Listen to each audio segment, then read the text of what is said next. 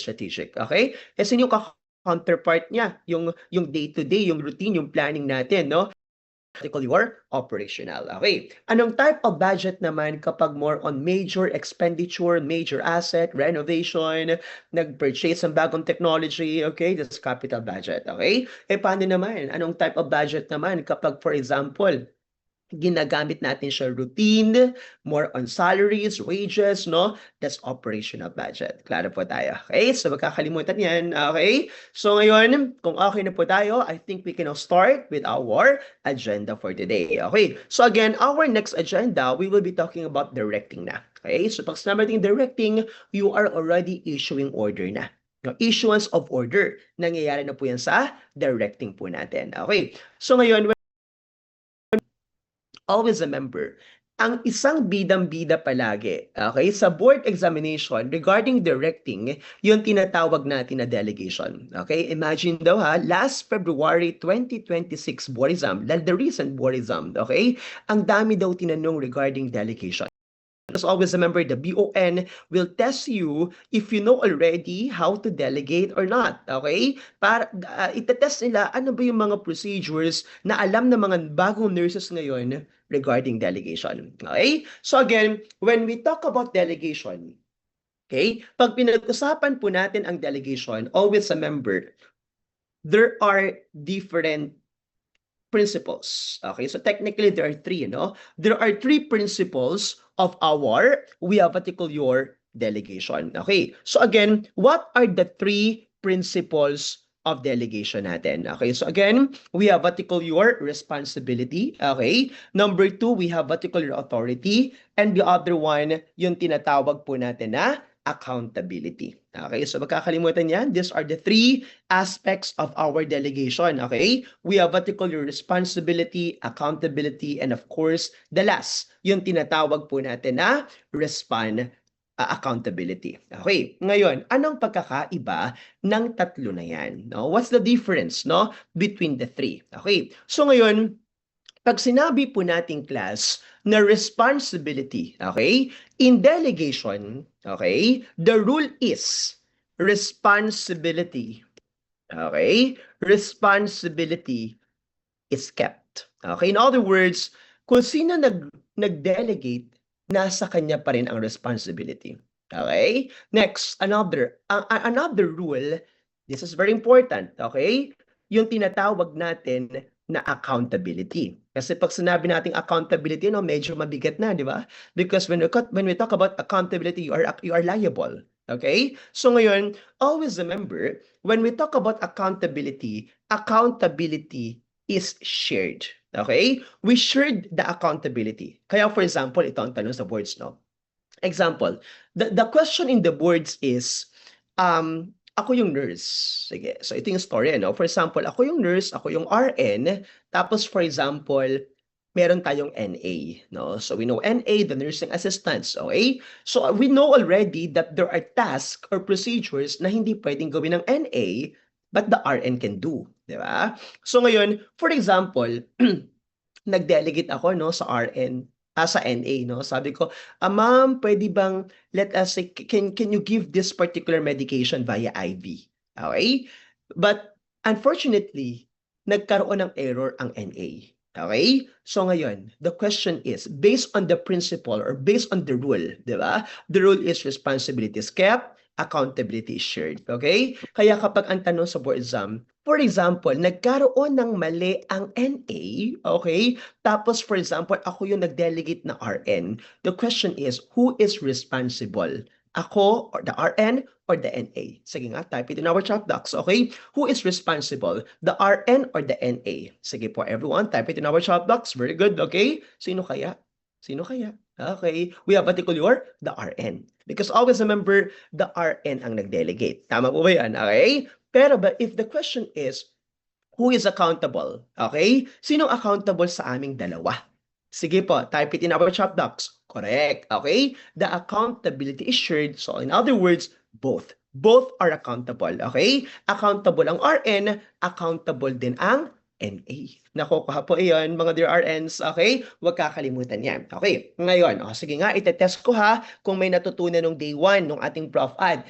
Ano ang tawag kapag nagkaroon ng negligence, tapos let your master answer for his or her subordinate. Okay? Let your superior or let your master will answer kapag nagkaroon ng mali yung iyong subordinate. Ano ang tawag natin dun sa doctrine na yun? Sige nga. Correct. Very good, no? That is your doctrine of respondeat superior. Huwag kakalimutan yan. Alright, okay? Next, another. Ngayon, kung okay na po tayo, ng tinatawag nating aspects of delegation, tatandaan, who is responsible? RN. Who is accountable? Both. Both the RN and the NA. Okay. Ngayon, so kung okay na po tayo dito, let's talk about class, what are the different rights of delegation? Okay, so there are 4. No? There are 4 rights of delegation. Okay, so number 1, it should be the right task. Dapat tama yung task na i-delegate mo sa iyong subordinate or let's say sa iyong staff. Okay? Kaya ang tanong class, since we're talking about right task, sige nga, mag-drill nga muna tayo ng konti. Okay?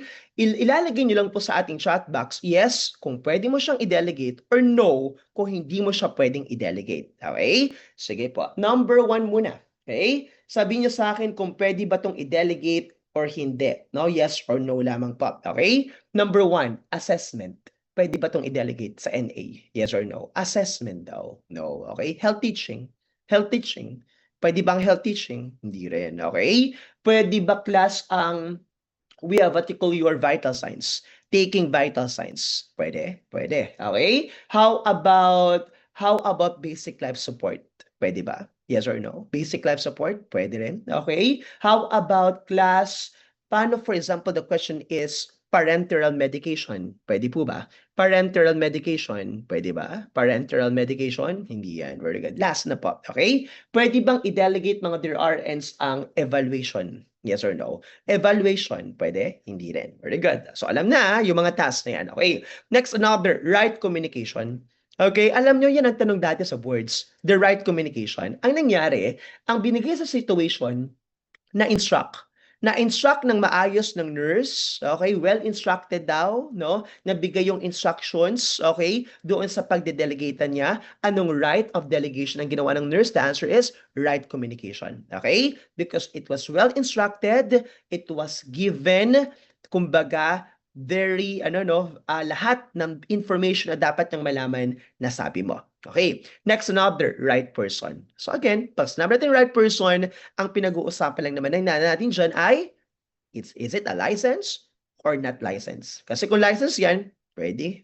Pero kapag not license, hindi pa pwede. Nakukuha pa, okay? Kaya alam nyo class, dalawang characters ang possible makita mo sa boards, okay? We have the registered nurse and the other one is the nursing assistants, okay? But if you will be taking the NCLEX, no, the US NCLEX, okay? Marami kang makikita dyan na character, di ba? Meron kang LPN, licensed practical nurse, no, UAP, unlicensed assistive personnel, no, we have your vocational nurse, okay? And the other. Okay, pero pag sa Philippine Nurse Licensure Exam, we have the RN, and of course, we have the NA. Okay, next, and of course, it should be the right feedback. Okay, so ngayon, kung okay na po tayo dito mga dear RNs, okay, pag-usapan po natin, what are the factors that you need to consider kapag magde-delegate tayo. Okay, so what are the factors in delegation? Number 1, potential for harm to the patient. Ayan, okay.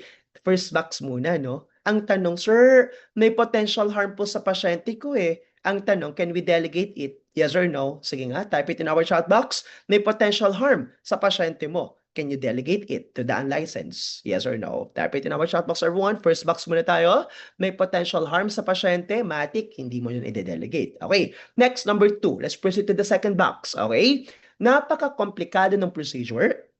Complex ang nursing action na gagawin. Can you delegate it? Yes or no? Pwede ba? Hindi rin. Okay. Next, third box tayo. Kailangan ng problem solving, kailangan ng innovation, kailangan ng skill, kailangan ng critical thinking. Ang tanong, can you delegate it to the unlicensed? Hindi rin. Okay? Next, fourth box naman tayo. Okay. Nakalagay sa fourth box, predictability of outcome. Question, pag sinabi ko ba class na stable ang patient mo, can you predict the outcome? Yes or no? Kapag stable ba, can you predict the outcome? Yes, no? Pero kapag unstable, I cannot predict the outcome eh. Kaya, it matters pa rin, no? Ang predictability of the outcome. So, kapag unstable, hindi mo i-delegate yan. Okay? Pero kapag stable ang pasyente mo, pwede nating i-delegate yan. Okay? And of course, the last, extent of interaction. It also matters, no? Pagdating sa delegation. Okay? So again, always remember class, these are the factors, okay, that we need to consider pag tayo po ay magde-delegate ng task. Okay? Sige. So kung okay na po tayo, alam na ng ating mga RNs ang ating we have what they call the factors, okay, in delegation. Ngayon, pag-usapan po natin, okay, ano ba yung mga task talaga na hindi at pwedeng i-delegate sa unlicensed. Sige, let's have a drill, okay? Mag-drill muna tayo mga dear RN. Sasabihin nyo lang po sa akin, okay? Type the word yes kung ito ay pwedeng i-delegate and type the word no kung hindi ito pwedeng i-delegate. Okay? Number 1 po muna, pwede bang i-delegate ang care of invasive lines? Yes or no? Care of invasive lines, hindi yan, no? Parenteral, no? Bawal yan. No? IV, bawal yan. Okay? Next, another, performing triage. Can we delegate it? Bakit? Bakit kaya, no? Bakit kaya bawal ang triage? Because always remember, when we do triaging, yes, no? When you do triaging, of course, you do assessment. Tama yun, no? When you do triaging, you do decision making, di ba? You do critical thinking, you do prioritization. The best thing to do is, of course, a registered nurse. Okay? Next, another, weighing the patient. Can we delegate it? Yes or no? Weighing the patient. Okay? The answer is yes. Okay. How about performing basic life support? Yes or no? Kung performing basic life support, pwede yun. Basta trained, no? Di ba? Basta trained yung tao, basta trained yung professional, pwede. Okay? Next, another. Giving telephone advice. Telephone order. Pwede po ba ito mga dear RNs? Telephone order, okay? The answer is, we have a tickle your no. Okay? It should be registered nurse. Next, another. How about bathing and feeding? Mga dear RNs, okay? How about bathing and feeding? Pwede po ba itong i-delegate? Yes or no? Okay, the answer is, of course, pwede. Okay? Pero tatandaan ha, minsan nakadepende rin yan saan? Sa situation or sa condition ng pasyente mo, di ba? Like for example, ang patient mo at risk for respiration. So syempre, hindi natin siya pwedeng i-delegate. Okay? Next, another. How about administering parenteral medications? Yes or no? Pwede po ba itong i-delegate? Yes or no? Okay? The answer is no. No, IV, IM, no, sub-Q, bawal po yan, mga dear RNs. Okay. Next, another, aside from this, how about post-mortem care? Can we delegate it to the unlicensed? Yes or no? Pwede. Okay. How about interpretation of data? Pwede po ba itong i-delegate? Yes or no? Interpretation of data, pwede po ba itong i-delegate? Yes or no? Okay. The answer is no. But they can take vital signs, diba? They can take vital signs, but they are not allowed, okay? They are not allowed to interpret the results. Okay, next, another, assessment. Pwede po ba ito mga dear RNs, okay? Assessment, pwede po ba ito? The answer is no.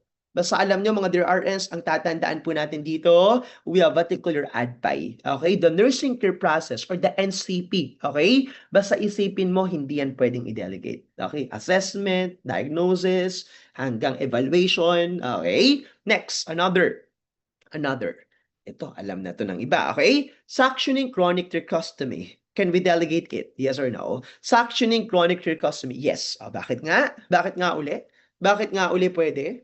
Bakit nga uli pwedeng i-delegate ang ano? Yes, no? Bakit ba? Ano bang meron sa chronic, mga dear RNs? Okay? Ano bang meron sa chronic? Pag chronic, long-term na, usually routine, no? Pag routinary na ang procedures, no? Pwede nang i-delegate yun. Very good. Okay? Next, another. So that's good. Next, how about evaluation? Nabanggit natin kanina, no? Evaluation, assessment, no? Bawal siyang i-delegate. Okay? Next, another. Taking vital signs. Pwede po ba? Taking vital signs. Pwede yan. Okay. Next, another, measuring INO. Pwede po bang gawin ng NA? Yes or no? Yes. Very good. Okay. How about insertion of NGT? Pwede? Pwede ba? Hindi. Okay. Next, another, health teaching. How about the health teaching? Pwede po ba? Yes or no? Okay. The answer is yes. Yes or no? The answer is no, rather. Okay. Next, another, making a nursing diagnosis. Oh, bawal din. Okay, add pa rin yan. Transferring, ambulation, pwede po ba ito? Pwede. No, pwede yan. Okay? Next, another. How about creation of a nursing care plan? Nabanggit na natin kanina, no? NCP. The answer is no. Next, another. Attending to safety. Pwede po ba? Attending to safety. How about the others, mga dear RNs? Okay, the answer is yes. Okay. And of course, the last, performing simple dressing. Pwede po bang i-delegate? Yes or no? Okay. The answer is a big yes. Nakukuha. Okay? So kung okay na po tayo dito, mga dear RNs, we're good already with our mga tasks na pwede at hindi pwedeng i-delegate. Okay. So kung okay na po tayo dito, can we have our sample board exam question? Sige nga, let's have our sample board exam question. Let's try this. Okay. I-try natin sagutin ang ating pong first question. Ang tinatanong daw dito, alin daw dito ang pwede mong i-delegate sa NA? Type your answer in our chat box. Ano po kayang letter ang isasagot natin dyan? Okay? Alin daw dito ang pwede daw natin na i-delegate sa ating pong NA? Everyone, type it in our chat box. Alin po kaya dyan ang pwede nating i-delegate, no? Sa patient, sa ating pong NA.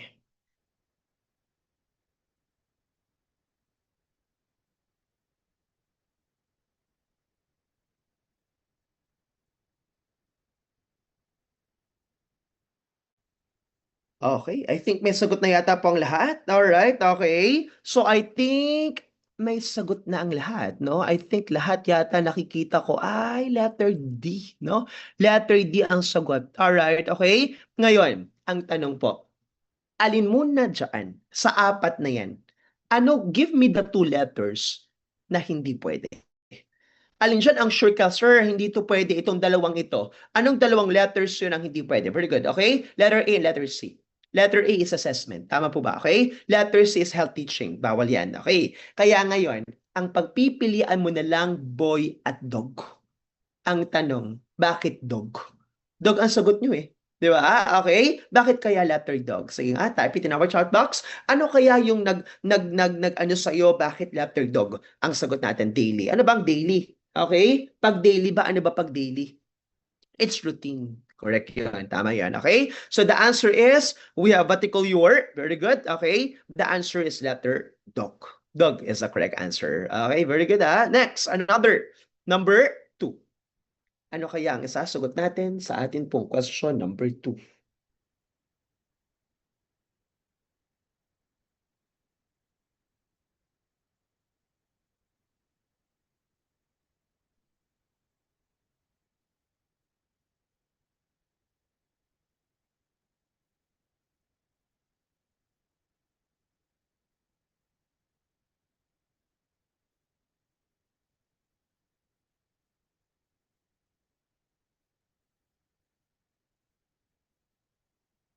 Ayan, may sagot na ang iba. How about the others? Ano kaya pong letter ang isasagot ni John? Sige nga.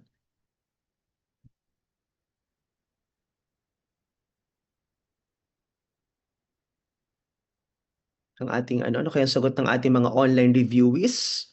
Sige po, type your answer in our chat box. Ano kaya ang sagot nila? Ayan. Okay.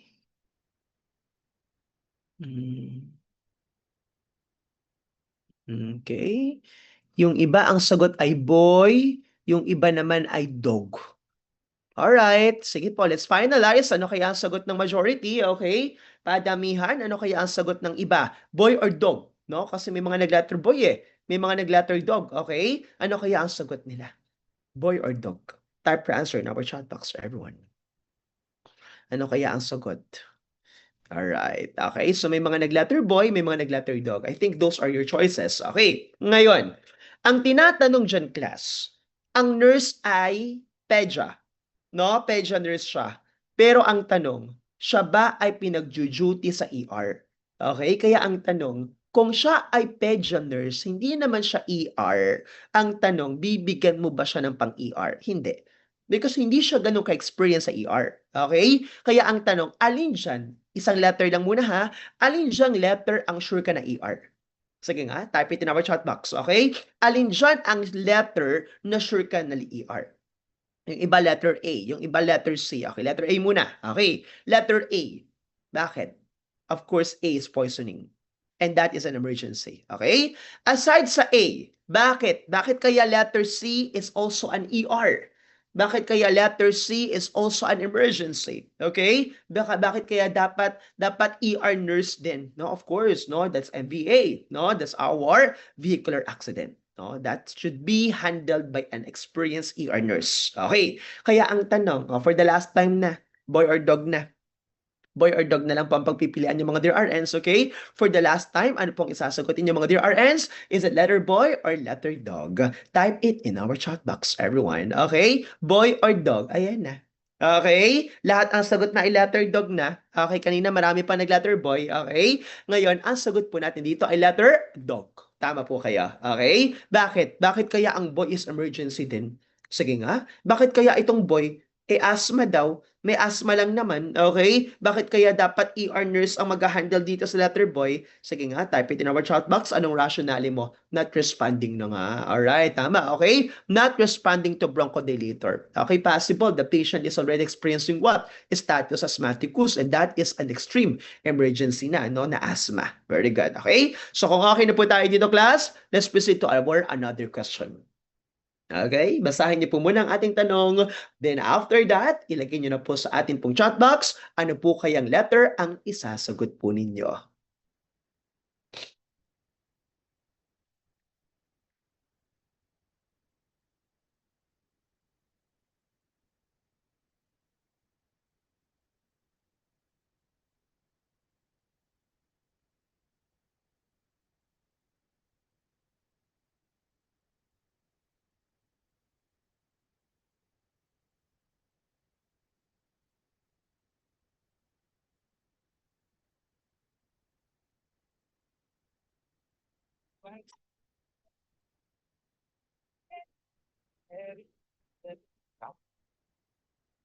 Right. Okay, so I think lahat ng sagot nila ay letter C daw, no? Letter C. All right. Okay, so I think letter C lahat ang sagot. Okay, walang iba. Okay? Ang tanong, bakit bawal ang dog? Bakit kaya bawal ang dog? Bakit kaya hindi letter dog ang sinagot mo? Type it in our chat box, everyone. Assessment. Very good. Okay? Next, aside sa dog, okay, bakit bawal naman ang letter boy? Sige nga. Bakit naman bawal ang letter boy? Sure ka, no? Letter dog, bawal, sir. Assessment po ito, okay? Bakit naman bawal ang letter boy? That is health teaching. Very good, okay? Kaya ang sagot, letter, your answer is, I think naman lahat nakatama, no? Letter C is a correct answer. Okay. And of course, we are down to our last. We are down to our last.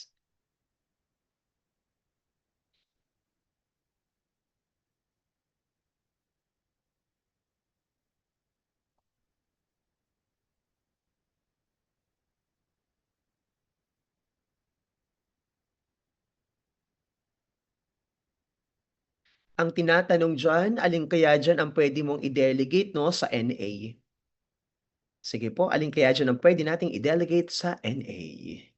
What is your answer? Type it in our chat box, everyone. Okay, so I think lahat ng sagot ninyo ay pare-parehas. Okay? Lahat ng sagot nyo ay letter A. Very good, okay? The answer is letter A. Bawal ang boy because boy is a health teaching, health education. Even letter C is also a health education, no?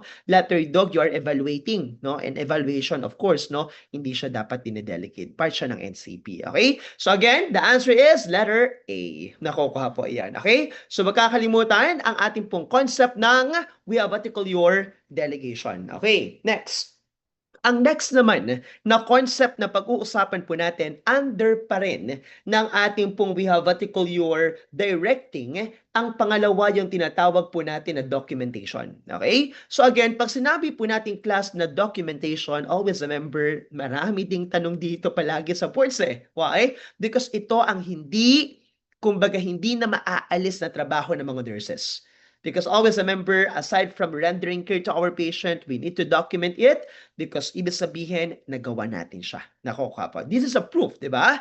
That we already rendered it, we performed it, at tapos na. Alright, okay. Ngayon, when we talk about documentation, always remember, pag-uusapan natin dito, of course, nasaan ba?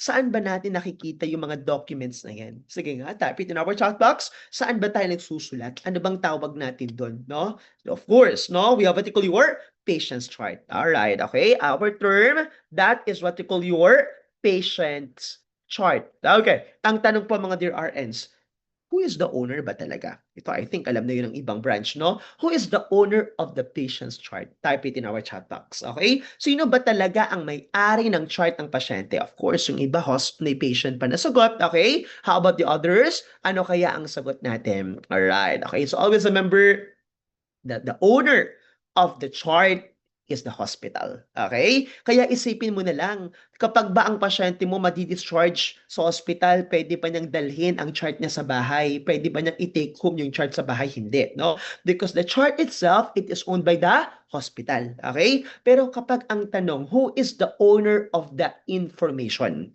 Sino ang may-ari ng information ng nasa chart? Of course, the patient. Okay? Kaya ang tanong, if the patient owns the information, do you agree that the patient has the right to access his or her own information? Yes or no? Meron ba siyang right to access his or her own information? The answer is, of course, yes. Okay? Kaya ang tanong, sir, naka-discharge na naman ang pasyente, discharge na.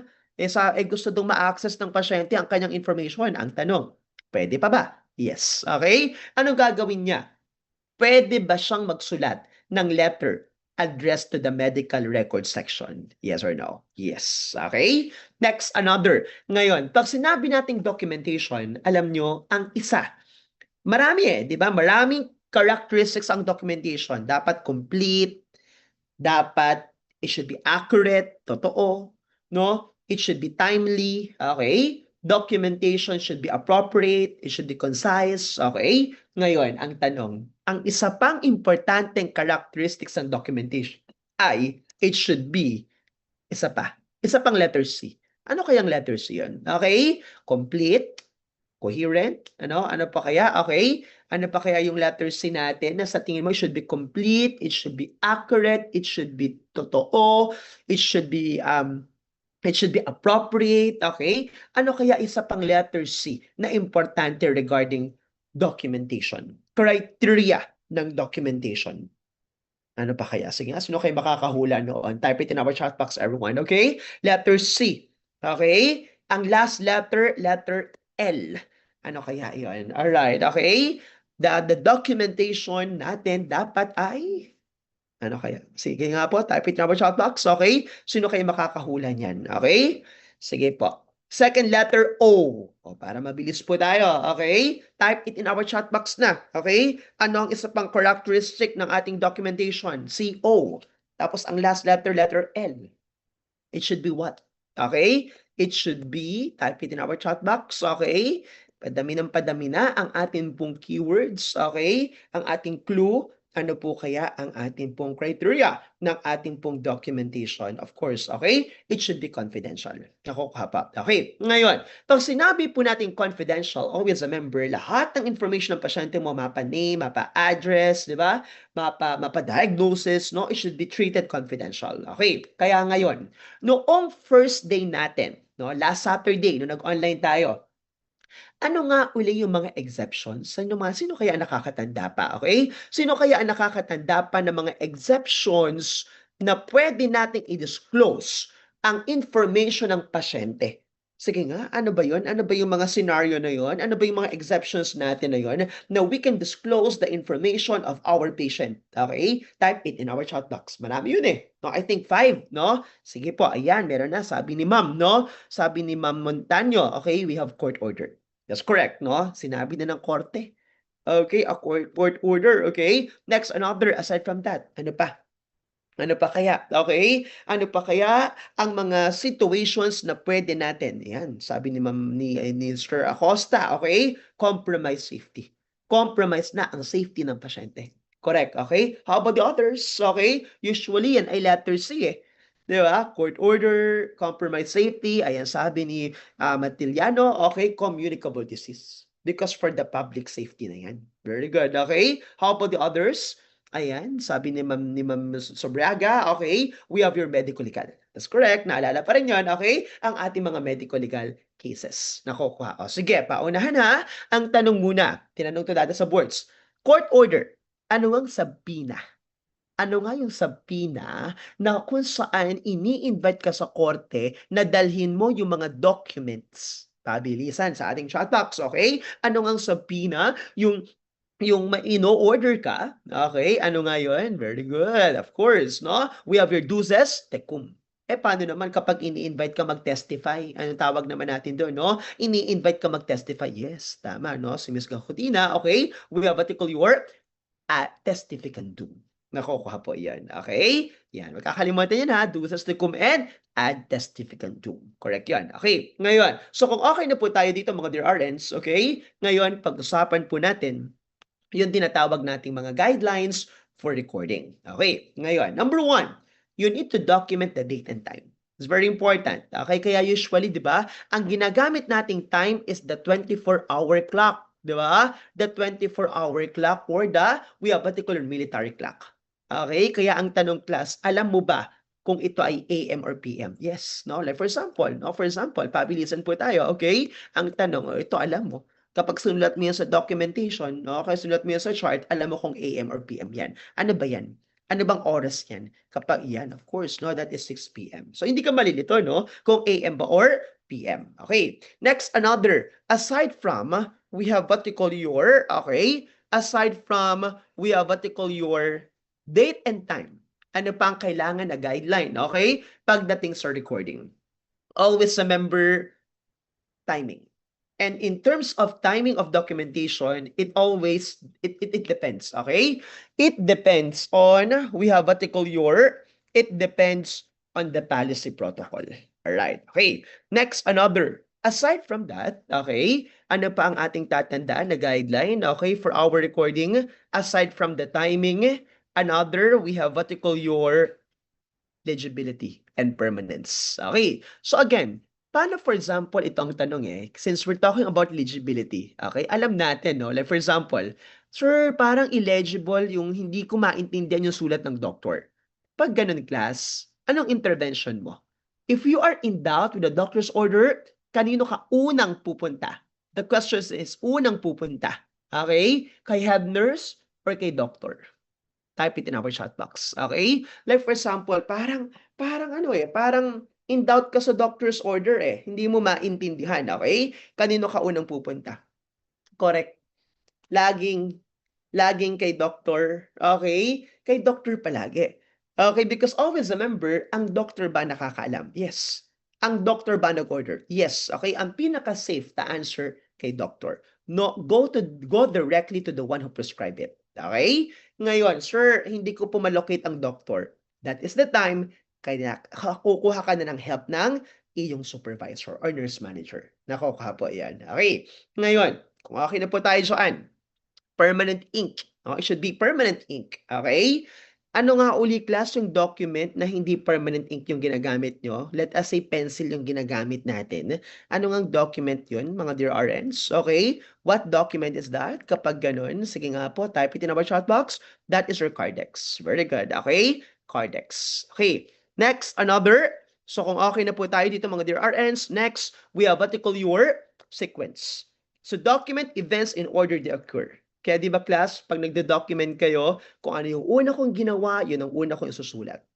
Kung ano yung pinakahuli kong ginawa, yun ang huli kong isusulat. End of shift.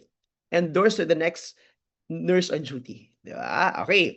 Next, another, aside from sequence, of course, accepted terminology and correct spelling. Okay. Kaya alam nyo mga dear RNs, during 2016, way back 2016 board examination, nagtanong ang BON ng mga terminology. Okay? At ang terminology or abbreviation na tinanong po nila, we have particular PRN. Sige nga, ano daw ang indication ng PRN? What is the indication of PRN? No? Type it in our chat box, everyone. Of course, no, as needed. Okay? Paano kapag ang tanong naman mga dear RNs, ano naman ang indication ng stat? Sige nga, type it in our chat box, everyone. Okay? We have what they call your Ano naman ang indication ng we have what they call your stat. That is what they call your immediately. Okay? Paano naman kapag, for example, ang tanong naman sa inyo, no, is we have what they call your BID. Ano naman ang BID pagdating sa medication? That is twice a day. Very good. Okay? Paano naman kapag NPO? Ano bang abbreviation ng NPO? Napakadali lang naman, mga dear RNs ng NPO. Okay? That is what they call your, of course, no, alam na alam natin yan. Nothing per OREM. At marami pang iba. Alright, okay? Sige. So sobrang dami niyan. Alright, no? Hindi natin maiisa-isa ang ating mga terminologies and correct spelling. Okay. Next, another, we have what you call your, ayan. So kung okay na po tayo dyan, ngayon, ang tanong po mga dear RNs, paano for example, nagkaroon ng error? Ayan. Ito ang paboritong tanong sa boards Okay? Paano kapag nagkaroon daw ng error? How can we correct the error? Question, can we cross it out? Yes or no? Can we cross it out? Yes or no? Okay? Can we cross it out? Pwede bang i-cross it out ang error? Hindi. Okay? Pwede mo ka bang maglagay ng parenthesis? Open and close parenthesis? Hindi rin. Okay? Can you put a single line? Yes or no? Can you put a single line? The answer is, we have what you call your yes. Okay. Ang tanong, after single line, ano nga ang sunod? Mga there are ends. Okay? After single line, yun. Okay? We have what they call your with signature. Nako, kuha po iyan. Tama po iyan, mga dear RNs natin. Alright, okay? So kung okay na po tayo dito, sige nga, let's try lang muna, no? I-try lang muna natin ang do's and don'ts pagdating sa charting. Okay? Ang ilalagay mo lang po dito, yes or no. Yes kung pwede, dapat bang ginagawa? Or no kung hindi talaga dapat to ginagawa. Okay? Sige po, let's proceed. Number 1 po muna, ito ba ay ginagawa dapat sa charting? Yes or no? Type your answer in our chat box. Okay? Review own notes. Review own notes. Yes or no? Pwede ba to? Yes or no? Type it in our chat box. Yes, of course. Okay? Next, another. How about record assumption? Can we do this? Pagdating sa documentation, the answer is no. Ang tanong, dapat ba factual? Yes or no? Dapat factual. Okay? Kaya ang tanong mga dear RN, sige po, look at here. For example, ito ang tanong dati sa boards. Ang tanong dati sa board exam, when you open the door of the patient's room, you saw the patient lying on the floor. Nakita mo, bakit ang pasyente ko nasa sahig na? Okay? Ngayon, paano mo daw siya i-document? Okay? Letter A, the patient fell from the bed. Yun ang A. Letter B, the client climbed over the side rails. Letter C, the client became restless. Or letter D, the client was seen lying on the floor. Ano po ang isasagot nyo ng mga dear RNs? Ang bibilis. Very good. Okay? The answer is letter dog. Kasi yun ang factual. Wala dapat assumption. Okay? Next, ang tanong, can we record, like for example, normal, large? Pwede ba nating i-record yun? Yung mga word na yun? Normal, large, or dapat specific? Dapat specific. Okay? So kung ito po ay normal, anong blood pressure? Okay? For example, kung ito ay large, anong size? No? Ilang ml? Anong amount? Okay? It should be specific. Okay? Next, another chart for someone else. Of course, the answer is no. Hindi pwede yan. Okay? Next, alter a record as requested by a superior or a primary caregiver. Kahit hindi pa, no? Kahit utos pa yan, Nino, do not alter it. Okay? Next, another. Putting quotes around the words. Yes or no? Type it in our chat box. Okay? Putting quotes around the words. Pwede po ba ito, mga dear RNs po natin? Putting quotes around the words. Okay, the answer is yes. Okay? Lalo na kapag ang data ay subjective data. Masakit ang tiyan ko, no? As verbalized by the patient. No? You put quotes around the words. Okay? Next, another. Chart in advance. Hindi pwede yan. Okay? Next, another. Use objective and specific. Pwede. Okay? Next, read the nurse's notes. Pwede. Okay? Next, be timely. Of course. Okay? You correct charting errors. Of course. Sabi nyo nga kanina, put a single line. Then your initial or signature. Okay? And then, of course, leave a blank space. Hindi pwede. Bakit kaya hindi pwede? Okay? Kasi pwedeng masingitan. Nakukuha po iyan. Alright, okay. Ngayon, kapano for example, ito ang tanong sa boards, no? Ang tanong for example sa board exam is AM. Sample, AM shift, no? Yung AM shift ay may entry, no? May entry siya. Yung AM shift ay may entry sa chart. Night shift ka. Night shift ka. Okay? Pag-check mo, night shift ikaw, pag-check mo, bakit walang entry yung PM shift? No, walang entry yung PM shift. Ang last entry ay AM. Ang tanong, can you leave a blank space? Pwede ka bang mag-leave ng blank space? O sige, magli-leave ako ng konting space, tapos dito ako magdo-document, dito ako mag-charting. Pwede po ba yun? Pwede ba natin gawin yun? Yes or no? Pwede ka bang mag-leave blank space? No. Okay? Hindi pwede. Okay? Kaya ang tanong po mga dear RS, anong gagawin mo? Can you enter your entry na in after the AM shift? Okay? Then you inform the PM shift na mag-late entry? Pwede po ba yun? Yes. Nakukuha po yan. Okay? So kung okay na po tayo dito mga dear RNs, okay? Alam na natin ito ngayon. Of course, bawal yan. It should be clear yung mga terms na gagamitin po natin. Okay. So kung okay na po tayo dito, let's proceed with our legal documents. Okay. Ano po ba yung mga legal documents natin? Okay. So again, when we talk about legal documents, ang number one na favorite pagdating sa boards, okay, yung tinatawag nating advance directives. Okay. So again, when we talk about class advance directives, alam nyo, pag sinabi nating advance, no, from the word advance eh. So in other words, ito yung instruction, directives are instructions. So these are the instructions of the patient na ginawa niya in advance.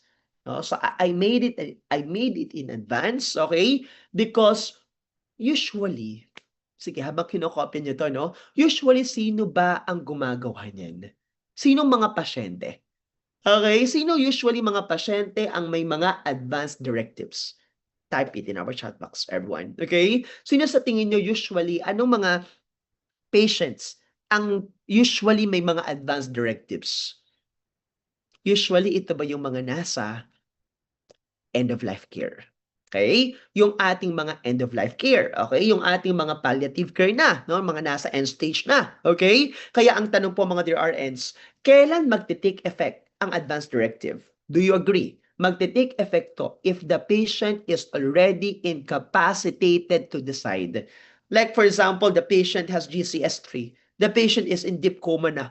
Okay? So magti-take effect na ang advanced directives. Nakukuha pa. Okay? So ngayon, ang tanong, possible ba class na nag-appoint ng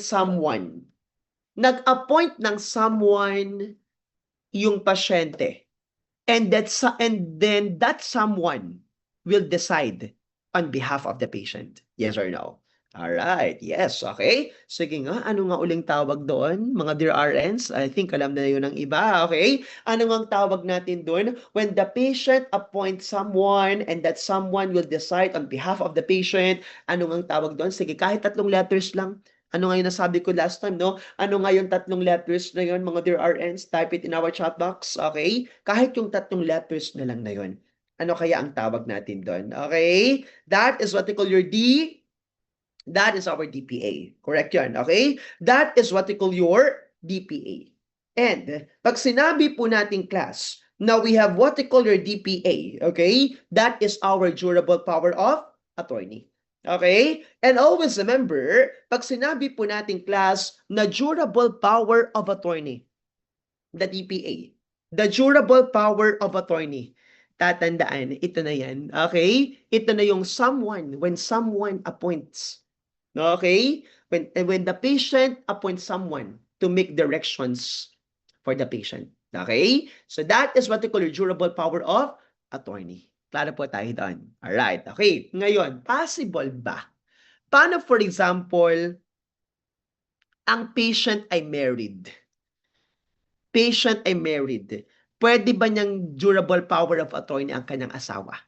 Pwede, no, spouse, okay? Pero kapag naman hindi married, possible the parents. Alright, okay? So yan ang ating durable power of attorney. Okay, ngayon, always remember, pag sinabi nating advance directive, of course, mababanggit palagi dyan ang DNR, no? Ang ating do not resuscitate. Okay, pag sinabi nating do not resuscitate, ang ibig sabihin ba nun, do not care. Yes or no? Ang ibig sabihin ba ng do not resuscitate, ang ibig sabihin ba ng do not care? No. Okay? We care pa rin. Okay?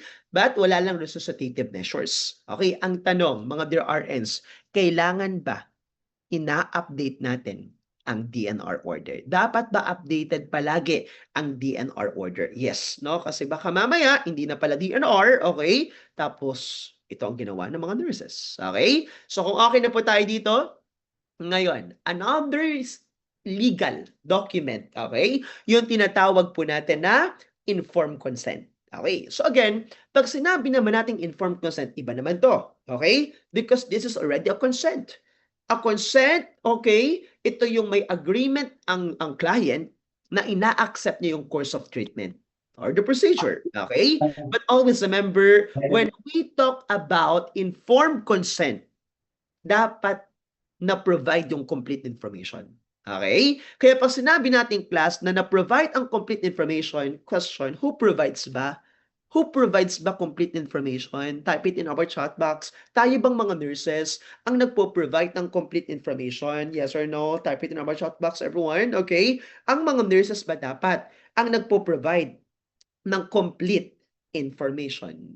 Yes or no? Type it in our chat box. In other words, ang mga nurses ba dapat ang na nag-e-explain ng information? Yes or no? Okay? The answer is, of course, we have what you call your no. Sino nga uli? Responsibility to ng ano? Mga dear RNs.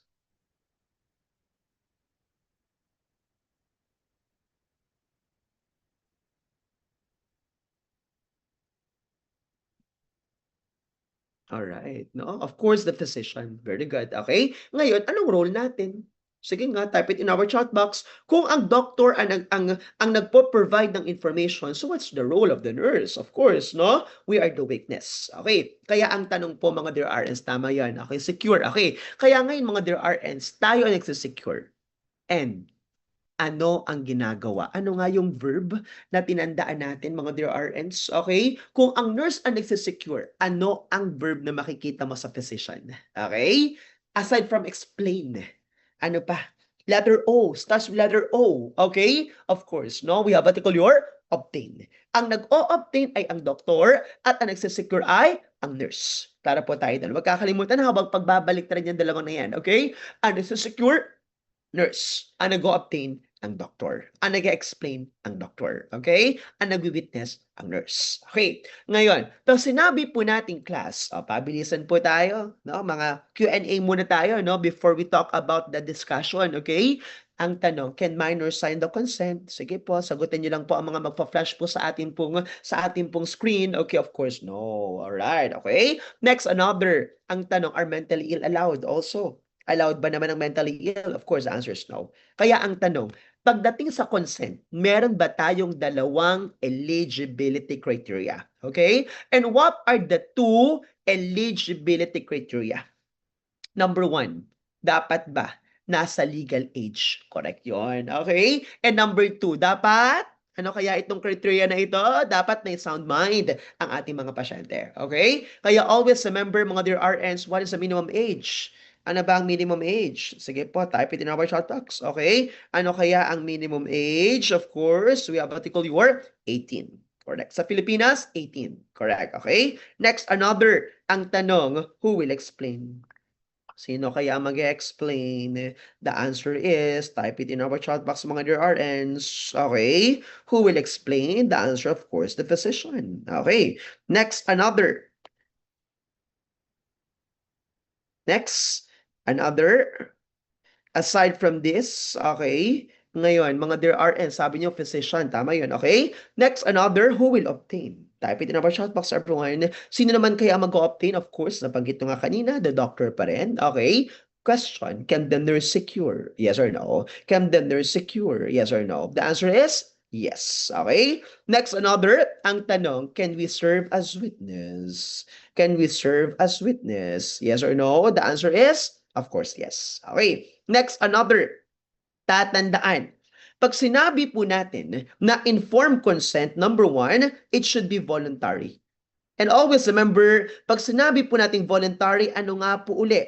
ang ine-exercise natin na ethical principle pag sinabi nating voluntary, type it in our chat box, okay? Of course, the autonomy. Okay, next, another full disclosure, dapat na full informed, okay? Competent, knowledgeable, and of course, ang tanong, sir, bakit dapat sinassign siya bago magbigay ng pre-op meds? Ang tanong, ano ba mga side effect possible ng pre-op meds? Pwede bang ma-drowsy ang pasyente mo, no? Pwedeng aside from drowsiness, no, even yan, sedation, of course, no, the level of consciousness, and sabi niyo nga kanina, no, dapat before ma-sign ang consent, the patient is coherent, the patient is alert, no, the patient is awake, all right, no, so dapat yan. So that these are the elements, no, ng ating informed consent. So wag kakalimutan, anong ating mnemonic? VIX, no? Ang mnemonic natin dyan ay VIX, okay? Voluntary, informed, competent, knowledgeable,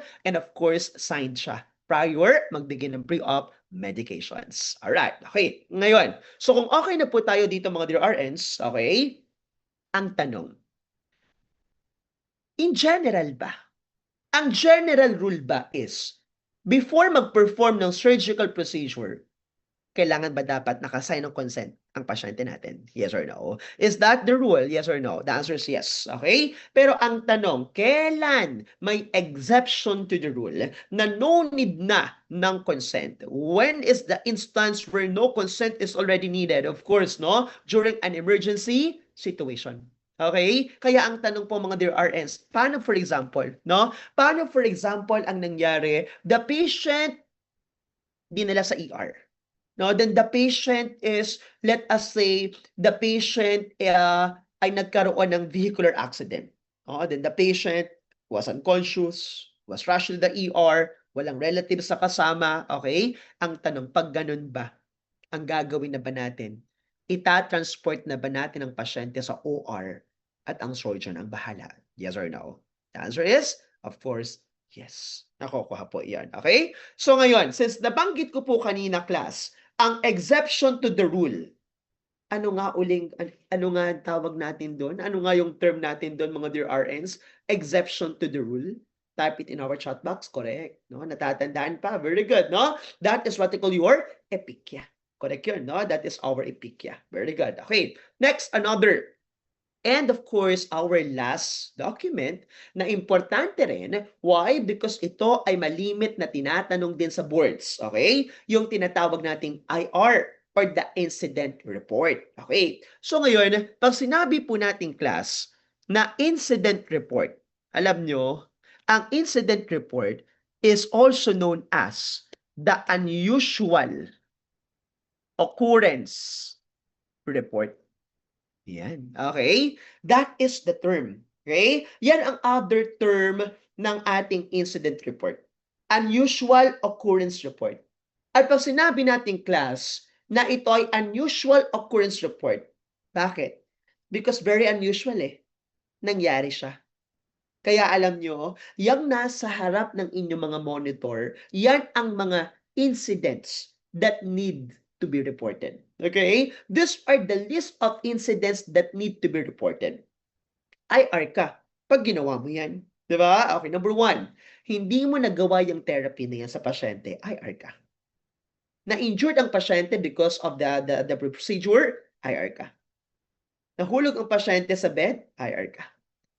Nagkaroon ng medication error, IR ka.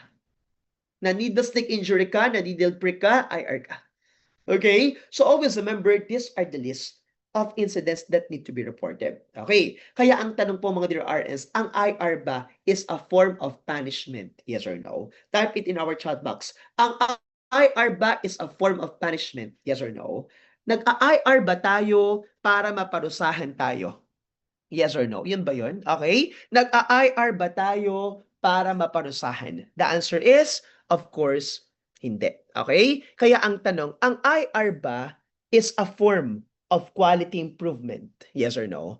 Ang IR ba is a form of quality improvement? The answer is yes. Correct yan. Okay. Alam nyo class, ang tanong dati sa boards, which among the following documents ang hindi part ng patient's chart? tapos nandun sa choices ang IR. Yun ba ang isasagot mo? Yes or no? Yun ba ang isasagot mo? Yes or no? The answer is yes. Okay? So, IR is never a part of the patient's chart. Nakukuha po iyan. Okay? And always remember, pag nag-IR ka, dapat you need to complete it as soon as possible. Okay? So, kung okay na po tayo ng IR, so, ang next naman na pag-uusapan po natin after documentation, our next topic is communication. Okay? So ngayon, pag sinabi natin communication, in fact class, documentation is a form of communication eh. 'Di ba? Because when you document it, you are communicating it to the other health team members, 'di ba? The doctors, when the doctors do order, 'di ba? Kino-communicate 'yan sa iba't ibang mga we have what they call healthcare team members. Okay. Ngayon, when we talk about communication, always remember, we know that communication is the transfer, no, of information from one person to another. Okay? So, let's talk about what are the different elements of communication. Okay? So, number one, of course, dapat may sender. And of course, dapat may message siya. And of course, dapat meron din channel. Okay? And of course, dapat may tagatanggap, no receiver. And of course, the last, yung tinatawag nating feedback. And that's very important then. Okay? Because ang pangit naman that you send a message or you give a message, no, na wala man lang feedback. So, hindi mo alam na na-receive ba niya or hindi. Okay? But that's the most neglected part, no, of the elements, the feedback. Okay? So again, these are the elements, ni-rundown lang natin mga dear RS, and I think you know already this, no? The different elements of communication. There should be a sender, then the message, then a channel, then the receiver, and of course, we have what you call the feedback.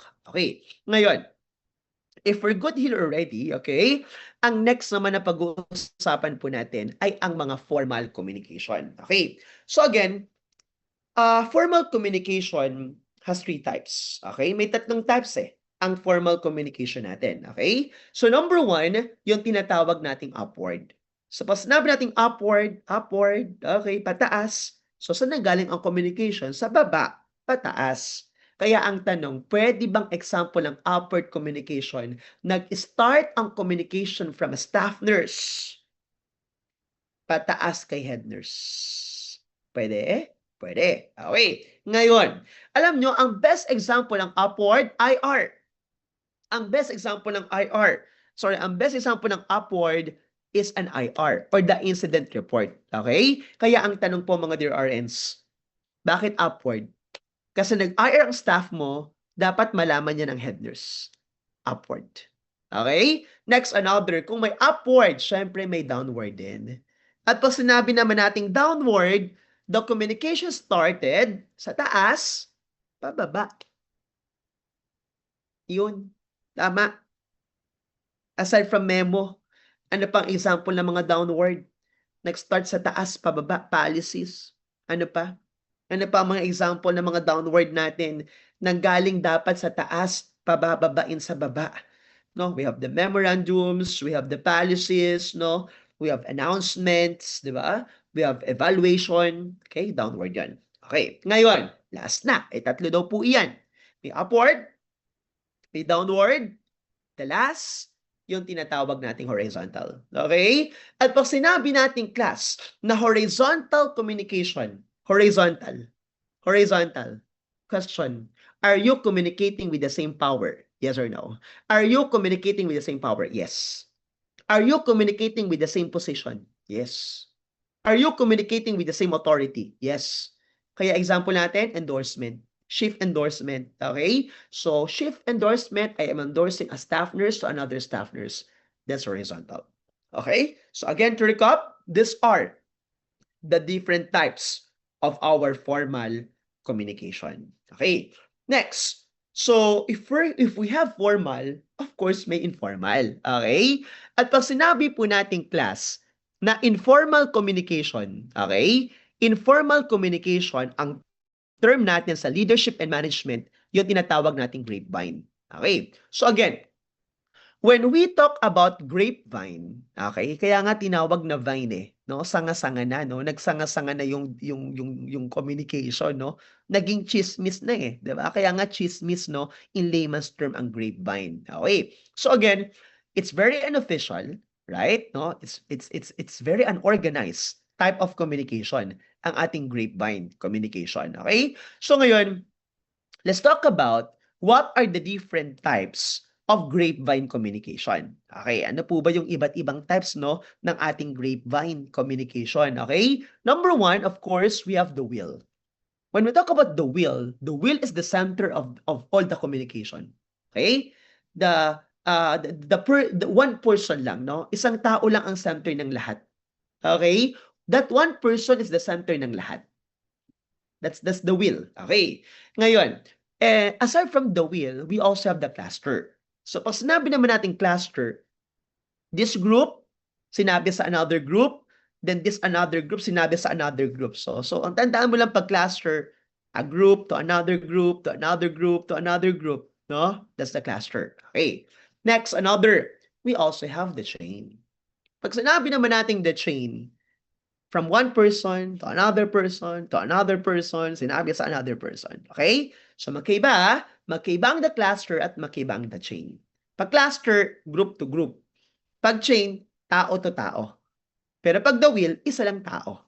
Okay? And of course, the last, yung tinatawag nating the free flow. So when we talk about the free flow, kahit kanino na lang, it's spread by random. Okay? That's the free flow. Sinabi sa ganito, sinabi sa pasyente, sinabi sa relative, sinabi sa nurse, sinabi sa security guard, no? Kanina lang. Spread by random. Okay? So that is what we call the types of the grapevine communication. So again, we have the will, we have the cluster, we have the chain, and we also have the free flow. Okay? Apat po yan. Okay? Ngayon, so kung okay na po tayo dito, class, sa ating pong apat, okay? So this is the will, no? That's the will. So kung makikita po natin dyan, the will, the one person is the center of all, the lahat na communication, okay? Next, another, we also have the cluster from one group to another group to another group to another group, no? Another, we have the chain from one person to another person, then to the next person, para siyang pass the message, no? Ang the chain, okay? And then, of course, we have the free flow. Spread by random. That's the free flow. Okay? So we're good already sa ating pong communication. Okay? And ang next naman na pag-uusapan po natin, under pa rin ng directing. No? Under pa rin ng directing. Okay? Yung tinatawag po natin na conflict resolution. Okay? So again, when we talk about conflict resolution, okay, tandaan, no? Conflict resolution, always remember, mga dear RNs, it's also the role, no? Role pa rin to ng nurse manager. If you become a nurse manager, it's your role pa rin to resolve and to manage the conflict. Because we know that conflict, usually lahat naman ng organization may conflict.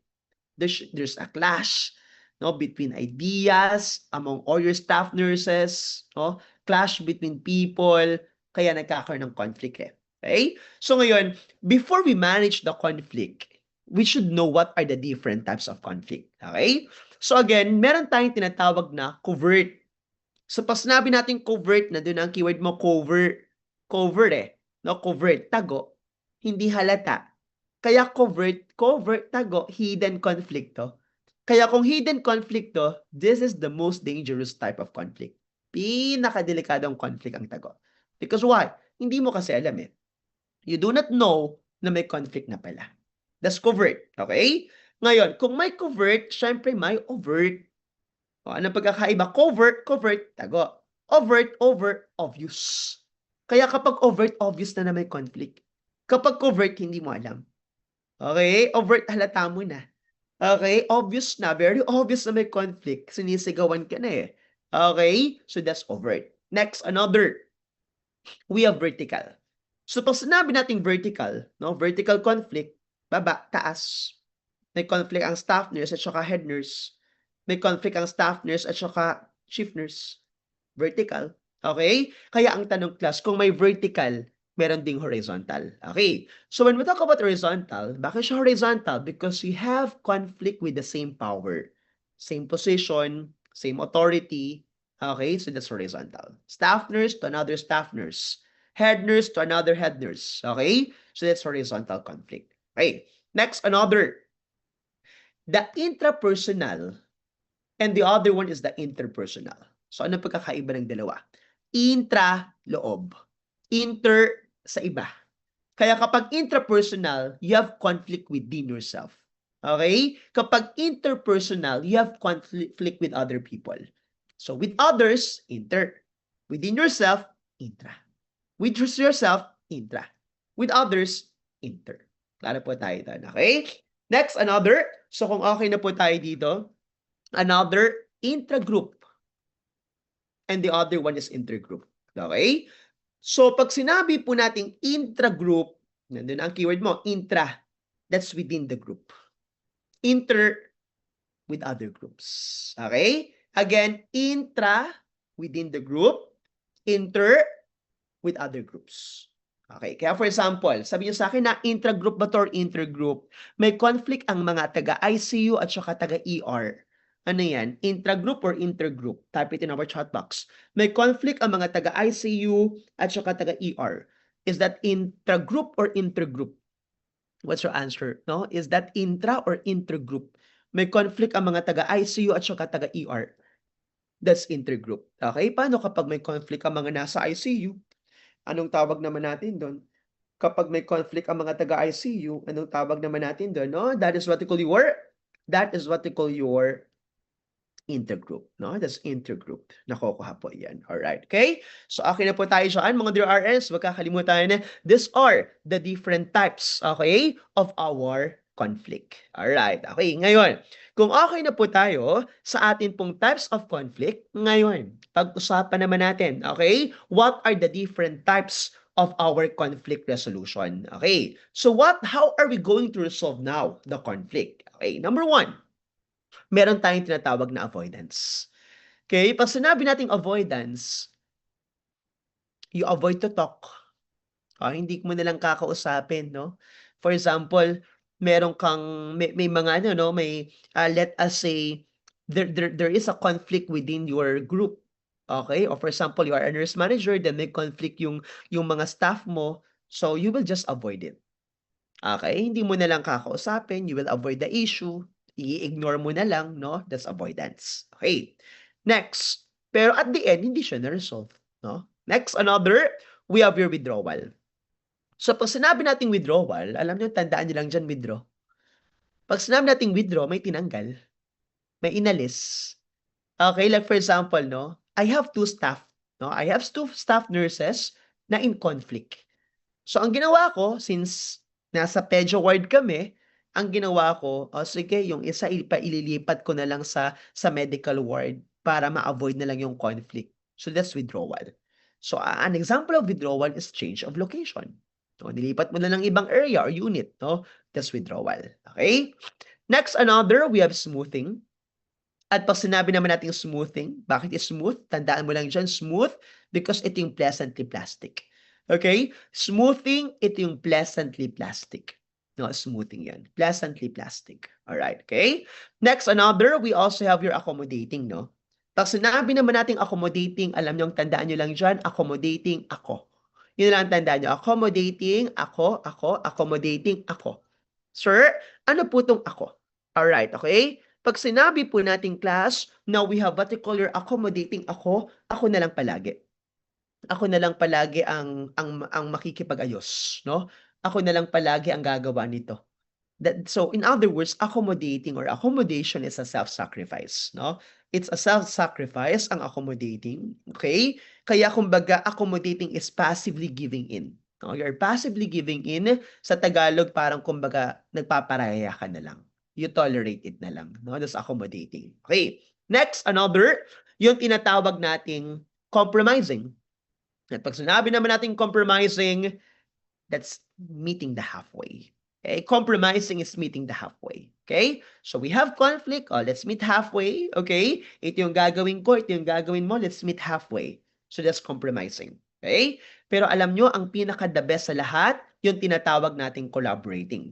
Kasi pag sinabi nating collaborating, both parties are very willing to resolve the conflict. Okay? Both parties are very willing to resolve the conflict. This party and this party are very willing to resolve the conflict. So that's the best, no? That's a win-win strategy, yung tinatawag nating collaborating. Okay? So magkakalimutan, what are the types of our conflict resolution? We have avoidance, we have withdrawal, we have smoothing, we have accommodating, we have compromising, and we also have collaborating. Okay? Kaya ang tanong, sa anim na to, alin dito ang self-sacrifice?